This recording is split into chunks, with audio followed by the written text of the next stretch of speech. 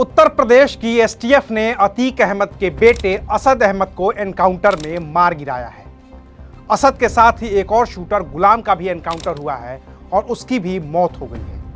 ये दोनों ही प्रयागराज के बहुचर्चित उमेश पाल हत्याकांड में शामिल थे और यूपी की पुलिस ने इन दोनों पर ही 5-5 लाख रुपए का इनाम घोषित कर रखा था। उमेश पाल की हत्या के बाद फरारी से लेकर उनके एनकाउंटर तक की पूरी कहानी बताएंगे आज के इस वीडियो में।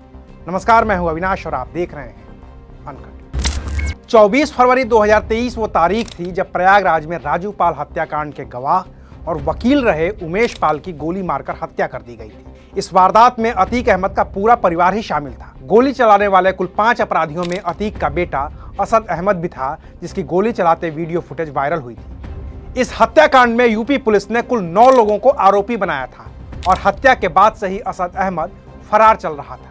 यूपी पुलिस ने असद के ऊपर 5 लाख रुपए का इनाम भी घोषित कर रखा था, लेकिन पुलिस उसे पकड़ने में कामयाब नहीं हो पा रही थी। एबीपी न्यूज के मुताबिक 24 फरवरी को शूटर के साथ उमेश पाल की हत्या करने के बाद असद और उसके दोस्त लखनऊ के रास्ते बहराइच भाग गए। बहराइच यूपी के तराई इलाके में आता है और नेपाल बॉर्डर के पास है। असद और गुड्डू मुस्लिम यहां पर एक होटल में भी ठहरे और अगले दिन फिर नेपाल की ओर भाग गए।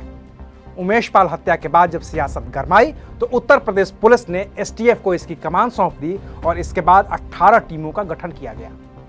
एसटीएफ ने असद और उससे जुड़े शूटरों का लोकेशन ट्रेस करना शुरू कर दिया।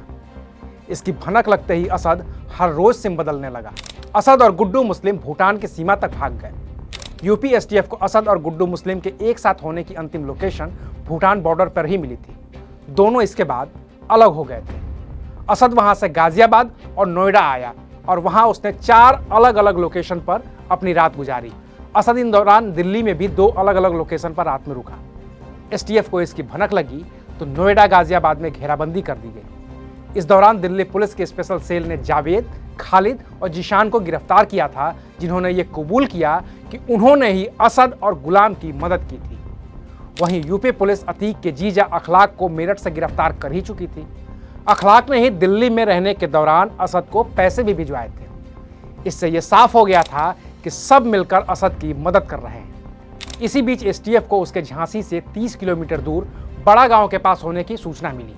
इसके बाद डिप्टी एसपी नवेंदु और डिप्टी एसपी विमल के नेतृत्व में 10 लोगों की टीम ने उनका पीछा किया और फिर उसे पकड़ने की कोशिश के दौरान असद और गुलाम का एनकाउंटर हो गया। इस एनकाउंटर के बाद उत्तर प्रदेश के ADG law and order Prashant Kumar ने बताया कि उमेश पाल की हत्या और फिर उमेश पाल अपहरण केस में अतीक को उम्र कैद की सजा होने के बाद उसके लोग अतीक के काफिले पर हमला करके उसे छुड़ाने की फिराक में थे। इस तरह के इंटेलिजेंस इनपुट थे या स्थानीय स्तर पे या रास्ते में कॉन्वॉय पे हमला करके अपराधियों को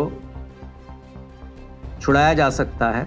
असद और गुलाम के एनकाउंटर के साथ ही अब उमेश पाल हत्याकांड में शामिल रहे कुल 4 शूटरों का एनकाउंटर हो चुका है।